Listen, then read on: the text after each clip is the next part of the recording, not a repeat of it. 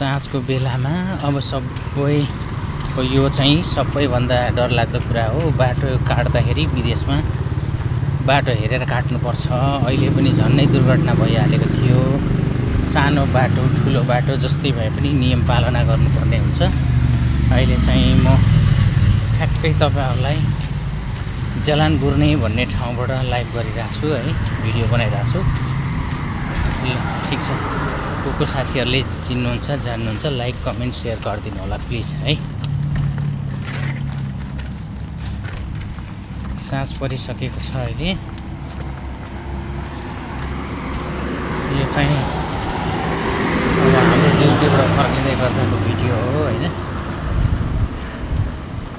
अब हाम्रो चाहिँ होस्टेल आउन लागिसकेको छ। म तपाईहरुलाई एकैछिन पछाडी म हाम्रो होस्टेललाई म देखाउँछु।